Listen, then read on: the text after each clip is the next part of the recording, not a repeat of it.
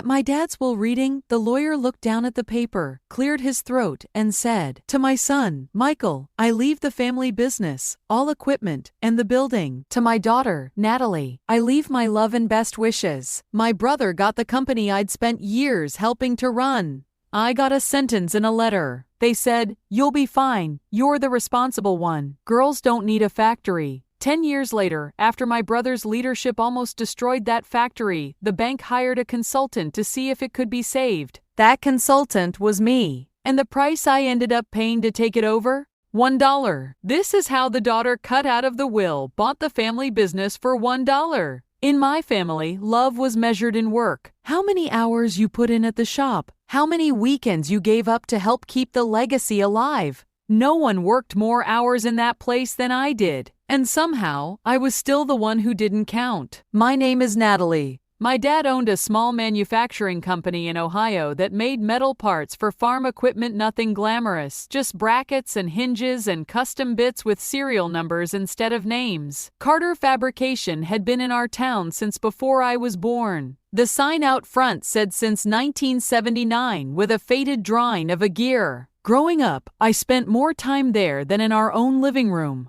My earliest memories are of sitting under Dad's desk with crayons while he argued with suppliers on the phone. By 12, I was sweeping the shop floor on Saturdays. By 14, I was answering phones and typing invoices in the cramped front office because you're good with the computer. "Nat, can you just do this real quick?" My older brother Michael didn't get those requests. He got invited to ride along on deliveries, stand next to Dad when important customers came by, hold the tape measure while Dad showed him how to size up a job. "He's the son," my grandma would say proudly, patting his shoulder. "One day this will all be his." People said it right in front of me like I was a chair, not a child. When I asked Dad about it once, half joking, half not, he chuckled. "You can help him run it," he said. "Every king needs a good right hand." "I don't want to be a hand," I muttered. "I want a brain." He ruffled my hair like I'd said something cute. "You've got a good one," he said. "You'll be fine wherever you land." I loved the business even as it exhausted me. The smell of metal and oil, the clank of machines, the satisfaction of seeing a pallet of finished parts strapped and ready to go. I also saw the cracks, old software, paper file chaos. Dad did everything on instinct. Sometimes his instincts were great. Sometimes they were disasters he refused to acknowledge. In high school, while Michael barely scraped by in classes, I fell in love with accounting. Spreadsheets made sense in a way people didn't. Debits, credits, cash flow numbers that told the truth, even when humans lied to themselves.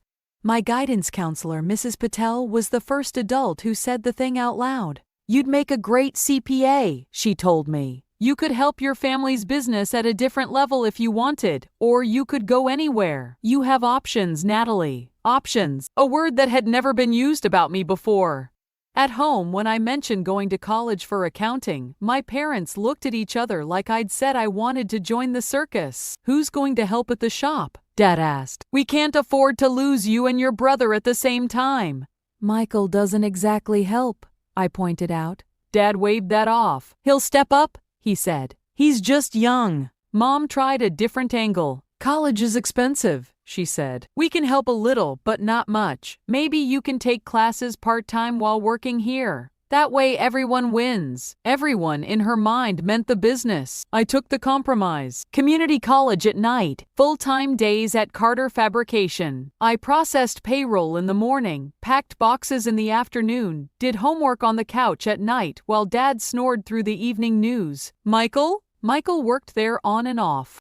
He'd roll in at 10, disappear for client meetings that looked a lot like long lunches with his buddies, and complain about how old school Dad was. "We need to modernize," he'd say. "Website, social media, the works." He wasn't wrong about the update part. He just never followed through. I built them a simple website one weekend. He took credit for it. I created a basic inventory system in Excel so we'd stop losing track of parts. He boasted to his friends that the business runs on my ideas now. I gritted my teeth and kept my head down. Because that's what responsible daughters do, right? When Dad got sick, everything accelerated. He'd been ignoring chest pains for months. We all knew it. He finally went to the hospital when he almost collapsed at the shop. The doctor said it was a heart attack. They also said bluntly that he needed to slow down or he wouldn't have a future to worry about passing on. He lasted another year. A year of stubborn half measures, delegating a little more to us, talking vaguely about getting his affairs in order. Whenever I tried to bring up specific things like updating the corporation paperwork, listing me as something other than office girl in the records, he'd swat the conversation away. Don't be morbid, he'd say. I'll be around to bug you for a good long while. He wasn't. He died in his sleep on a Tuesday in February. We buried him on Saturday. On Monday, his lawyer called and asked us to come in for the will reading. I'd never been to a will reading outside of movies. In real life, it was just a conference room that smelled like coffee and paper, a middle-aged man in a suit, and a stack of documents. Your father updated his will 2 years ago, Mr. Reynolds, the lawyer, said. I'll read it in full. There were the usual things, debts to be paid, personal items to be split. Then came the part that mattered. To my beloved son, Michael Carter, Mr. Reynolds read, I bequeath all my shares in Carter Fabrication Inc., including the factory building, equipment and business accounts, so that he may continue the family legacy.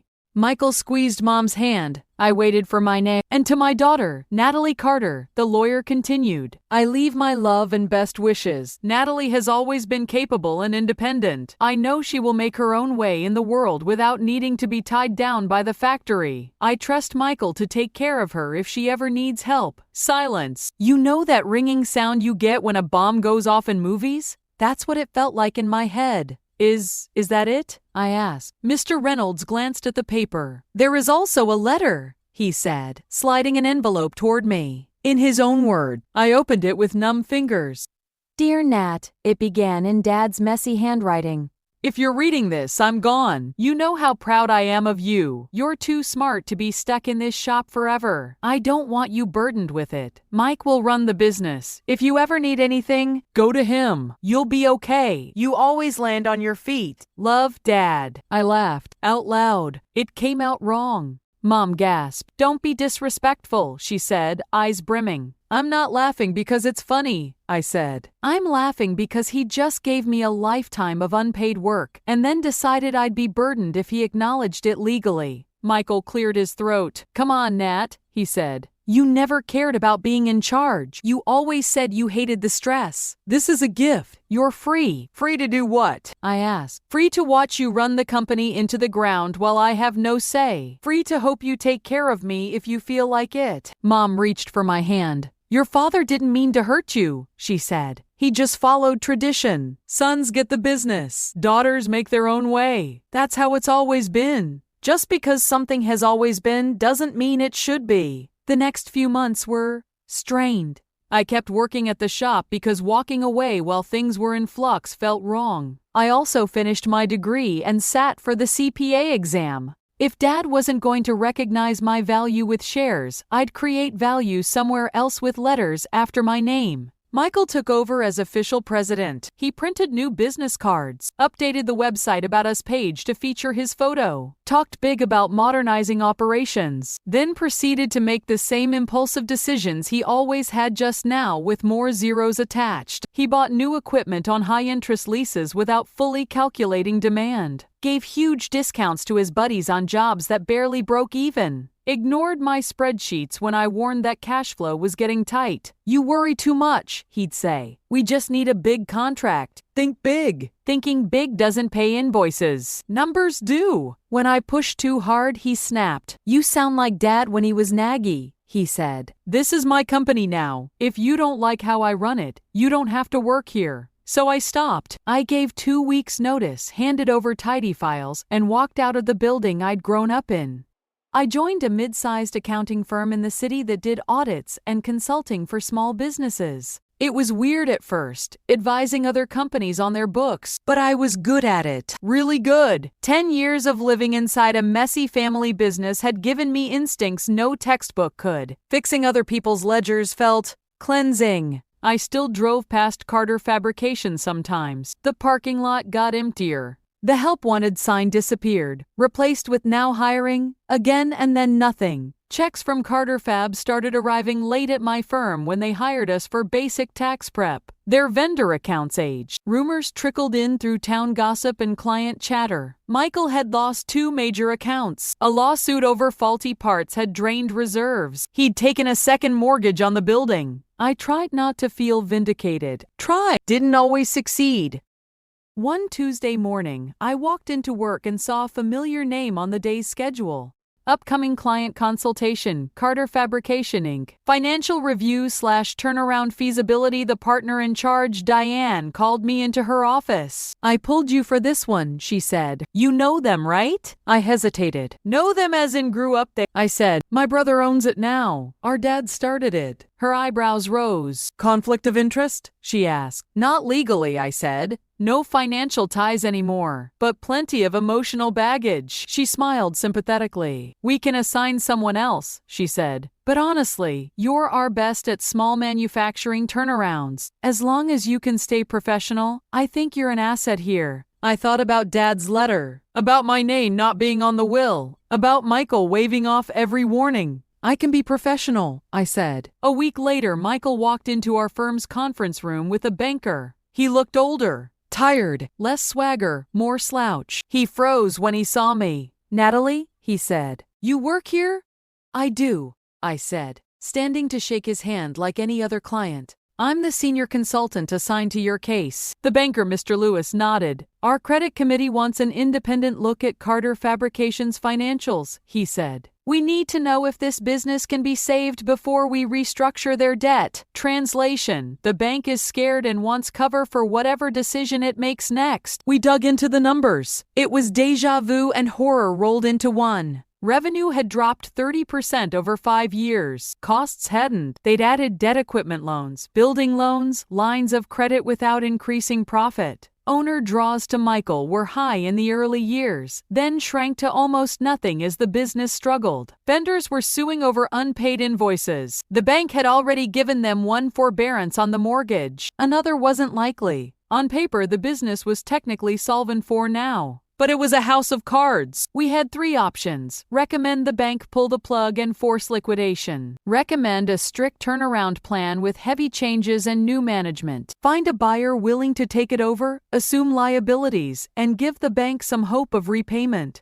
At the next meeting, I presented the reality. In its current state, Carter Fab is not a good credit risk, I said. More cash without structural changes will just delay failure. Michael bristled. That's cheerful, he snapped. It's honest, I replied. The products are still viable. The customer base exists, but the company needs capital, better systems, and different leadership. The banker leaned forward. What if we found a buyer? He asked. Would that change your recommendation? Yes, I said. If the buyer had a credible plan and we wrote off some of the existing debt. He nodded slowly. We might be open to that, he said, especially if it kept jobs in town. After the meeting, Diane pulled me aside. You were tough but fair, she said. If you were the buyer in that scenario, would you take it? I stared at her. Me? I said. You know the industry, she said. You know the shop. You know the mistakes. With the right structure, you could turn it around, and the bank might give you favorable terms just to get out from under this. The idea felt ridiculous and impossibly right. I don't have that kind of money, I said. You wouldn't need as much as you think, she replied. Right now, the business's equity is essentially zero. Its debts outweigh its assets. You'd be taking on headaches more than anything. A symbolic purchase price plus assumption of certain liabilities might work. A symbolic price? I repeated. Like $1, she said. It's been done. We ran scenarios. What would it take? I'd need the bank to write down a chunk of the debt, vendors to agree to payment plans, Michael to sign over his shares, me to leave my safe job and jump into a mess. It was insane. It was also, weirdly, my shot at fixing the thing I'd once loved on my terms. We structured a proposal. Our firm couldn't be both advisor and buyer, so Diane stepped aside from the bank side and another partner took over that piece. I formed a small LLC, Natalie Carter Holdings LLC. We offered to buy Carter Fabrications assets for $1 in exchange for assuming only specific secured debts to the bank under new manageable terms, the bank writing off the rest as bad loans, Michael surrendering his shares and stepping away from management completely. Vendors agreeing to partial scheduled repayments. The bank liked the idea of getting something instead of watching the company collapse and selling machines at auction for pennies. Vendors, once they believed I was serious, agreed. Better half over 5 years than nothing ever, one said. That left Michael. We met in the now half-empty front office. The old photo of Dad shaking hands with his first big client still hung crookedly on the wall. You're really going to do this? He asked. I am, I said. If you agree. He looked around. At least it stays in the family, he said slowly. Dad would like that. He might have liked it more if he'd written that into his will, I couldn't help saying. Michael winced. Yeah, he said. He messed that up. We all did. He signed the papers. The official purchase price on the bill of sale was $1. The reality was more complicated: loans, sweat, sleepless nights, but that dollar was the token that shifted control. The day the state updated the business registry to list owner, Natalie Carter, I printed the page and taped it inside Dad's old desk drawer. Hi, Dad, I whispered. Look who's burdened with the factory now. Turning the company around was the hardest thing I've ever done. We downsized, closed one unprofitable product line, invested in better software, cross-trained workers, rebuilt relationships with key clients, this time with realistic pricing instead of we'll beat any competitor bravado. I paid myself a modest salary, less at first than I'd made at the accounting firm. But I started to see something Dad had never really used: the power of good numbers. 2 years in, we were profitable again. Not wildly, but solid. We started offering our employees health insurance for the first time. We fixed the leaky roof instead of shoving buckets under drips. The bank's quarterly reviews got less panicked and more curious. How did you pull this off? The loan officer asked once, flipping through our statements. By listening to the accountant instead of ignoring her, I said. He laughed. That'll do it, he replied. My mother still lived in the same house. She still kept Dad's photo on the mantle, and still told people, my son got the business in the will, conveniently skipping the part where he lost it.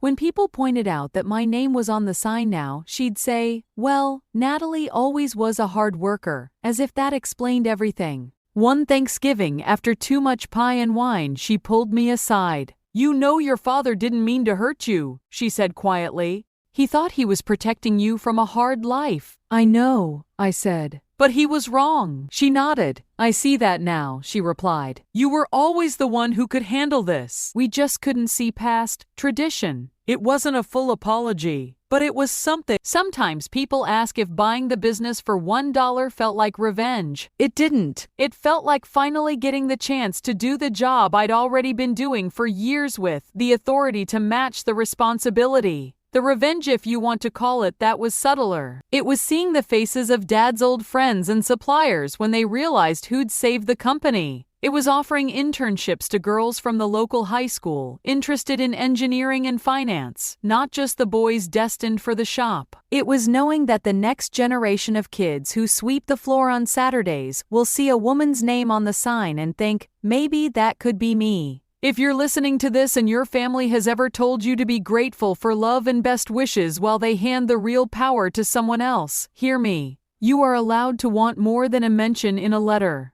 You are allowed to learn the ugly, beautiful details of how the thing you love works. You are allowed to come back later when the people everyone trusted have fumbled and say, I can fix this, but this time, I signed the papers. My dad left me out of his will. He thought I'd be burdened if he gave me the business I'd already been carrying. In the end, I bought that same business for one symbolic dollar and paid for the rest with the kind of work, knowledge, and stubbornness he once overlooked. I think he'd be proud. I know I am.